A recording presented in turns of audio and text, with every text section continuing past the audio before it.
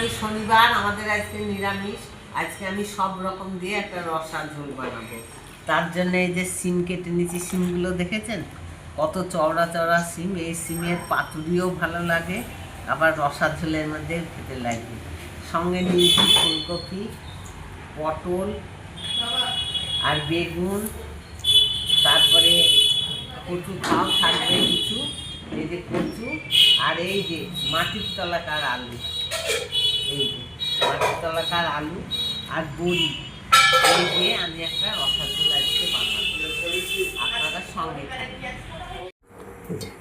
রসা ঝোলের জন্য আমি ফুলকপি, বেগুন, বড়ি ভেজে নিয়েছি, কড়াইয়ে তেল দিয়ে দিয়েছি, আর এদিকে সিম, আলু, টমেটো, আর এদিকে মাটির তলাকার আলু, কচু সব কেটে ধুয়ে রেখে দিয়েছি। এই দিয়ে আমি রসা ঝোল করব। প্রথম এবার একটু আমি জিরে ফোড়ন দেব, দিয়ে এটা কষাবো ভালো করে। সব দিয়ে দিয়েছি। এই সবজিগুলো সব আমি ভেজে নেব ভালো করে। তারপরে বেটে রেখেছি জিরে, আদা, কাঁচা লঙ্কা। আমরা কাঁচা লঙ্কা বাটাটাই খাই। আর এখানে একটু ধনে গুঁড়ো দিয়ে দেবো। এগুলো ভাজার পরে তারপরে ভাজা এই সবজিগুলো সব দিয়ে দেবো।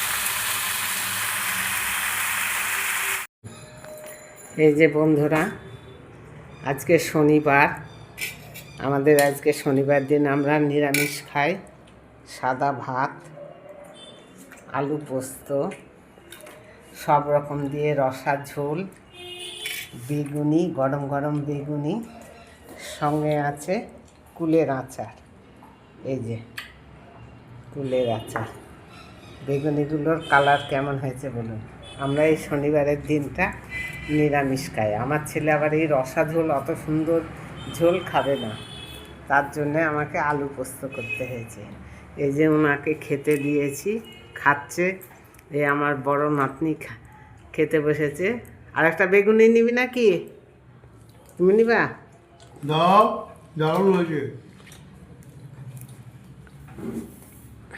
এই যে সব খেতে দিয়ে দিয়েছি। ভিডিওটি যদি ভালো লাগে তাহলে অবশ্যই সাবস্ক্রাইব করবেন, আর আমার ফেসবুকটিকে একটু ফলো করবেন, দিয়ে পাশে থাকবেন। ভালো থাকবেন, সুস্থ থাকবেন। আবার দেখা হবে আপনার।